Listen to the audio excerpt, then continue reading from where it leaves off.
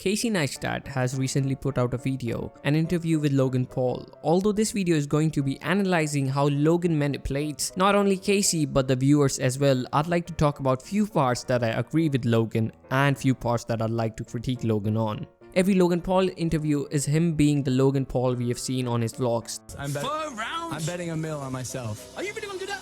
Yeah. The one with extreme high energy, full of confidence, full of this light-hearted comedy. But when it's more of a serious interview where Logan has to be informative and answer questions, he stammers, he tries to think what he's saying, he tries to understand the question, he rephrases himself a couple of times, his answers are vague. And I'm not saying this is all a facade, because when answering such questions, anyone would like to think back on their answers. And especially someone like Logan Paul. Any more mistake can actually give him really bad press. But the way Logan Paul shows his vulnerability is somewhat clever, as when he does his other interviews that he knows is mostly going to be watched by his demographic, he's his egotistical self. But when the amount of demography changes and as it becomes from 9 years old to actual people who are capable of thinking for themselves, he shows his vulnerability, his vulnerable side and thinking side, so that people can sympathize with him.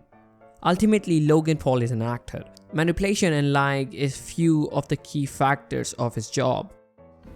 What is this documentary? Yeah, so I mentioned it on one of my vlogs, and there's been a lot of speculation on what people think it is. The doc is not a documentary about how dang hard my life has been this year. It's about the story of a young man from Ohio, a seemingly regular kid, being me, of course, falling into the social media machine over the past 4 years, building an audience, garnering false power through views, which equates to money, which equates to, again, success, and then essentially losing it all overnight, becoming the most hated man in the world in the snap of a finger. No, Logan, you did not lose it in a snap of a finger or overnight. In fact, the Suicide Forest video itself didn't affect you a lot.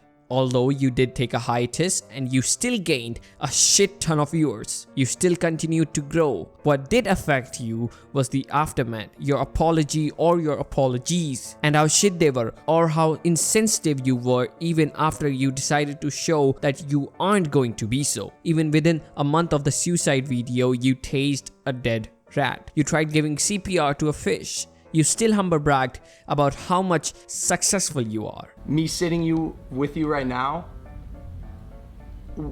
I'm in the journey right now with you. Like, is it possible for Logan Paul to make a comeback? Or am I gonna be a failed YouTuber and fall and crawl into a hole like half the world wants me to do? It's about the story of a young man from Ohio, a seemingly regular kid, being me, of course, falling into the social media machine over the past 4 years, building an audience, garnering false power through views, which equates to money, which equates to, again, success, and then essentially losing it all.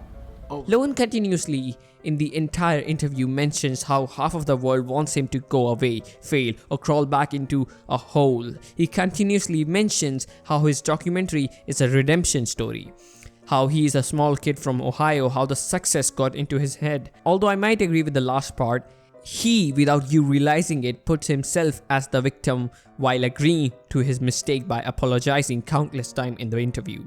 No, Logan, not half of the world hates you. If you actually go through critique videos that have been made on you, a lot of them just want you to stop acting like a fucking moron and instead of handling everything like a brand would do, handle it like a human being. I don't think people should, can, or will sympathize with me. Let's be honest, Casey, like, what I did, there's no distracting people. Yes. This whole scenario that has been going off with you and KSI and this documentary and all the other drama is so that people can forget about you being a dumbass and forget about how much of an insensitive prick you were. And yet you do that very easily by accepting the fight with KSI and keep promoting the fight and creating the drama so that people do not talk about it anymore. Logan also mentions himself as a brand, the brand of Logan Paul. He mentions how he does it because the brand requires him to. It's a brand of Logan Paul. It's the biggest, the fastest, making it seem like he's so big he doesn't realize it. It's just what he has to do. He has to live life on the edge. I'm not in any way saying he's lying. The audience he caters to and has gathered is attracted to fake positivity, fast cuts, high energy, and doing something crazy every time. As far as the outfits go, they were on sale at a store right next to the temple that we were at for tourists. Do we not buy the outfits? Yes, you do not buy them. You do not buy funny looking clothes and go to a sacred place and speak loudly and act so rashly. You do not do that. Health, happiness, and hella bitches. There you go. It's all cut in the same cloth. I want to address this because I'm not gonna lie. This is the hardest thing about all this is I think being perceived as culturally insensitive. As far as the outfits go, they were on sale at a store right next to the temple that we were at for tourists. Do we not buy the outfits? I don't know. They're on sale there. And then deeper, I mean, we could dive into the specifics of what happened. There's a difference between culturally insensitive and insensitive. The brand that I was at the time was just all around insensitive. And that's the person who I am no longer trying to become and will no longer represent on the vlogs. I like how when talking about a serious subject, he finds calling him culturally insensitive triggering. The old Logan was insensitive overall but wasn't culturally insensitive. He was never disrespectful towards a certain culture or certain people, making low-key remark that Logan was never racist, which is very clever way to mention this because racist remarks can get Logan really bad press at such a crucial moment. Logan also contradicts himself a lot in the interview. For example, when Casey mentions about his suicide video and what he learned from it. That video dropped. I guess it's like, did it give you an appreciation for because that video I think had a very important message behind it. I liked that video. I tweeted that I liked that video and I got shit for it. But did it show you did it demonstrate to you that your channel is capable of so much more and your reach is capable and your voice is capable of so much more than just sensationalism and views? Yes, but I don't want to say I didn't know that. I just was doing the wrong thing with that capability. I wasn't putting out PSAs like that.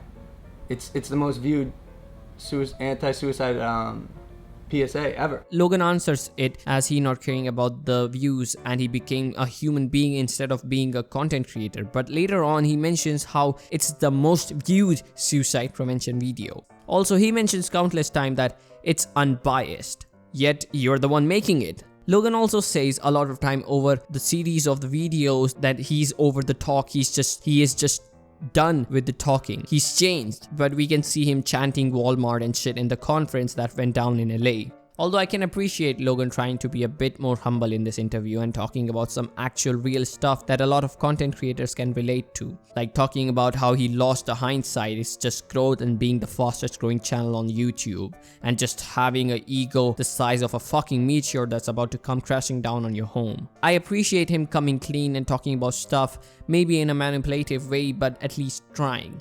And here's what I never thought I'd say, but I support Logan in this. And I might have been manipulated in doing so, who knows? But just seeing what JJ is doing is nothing but a big no for me. Got a new girlfriend now, Chloe Bennett. What's up, babes?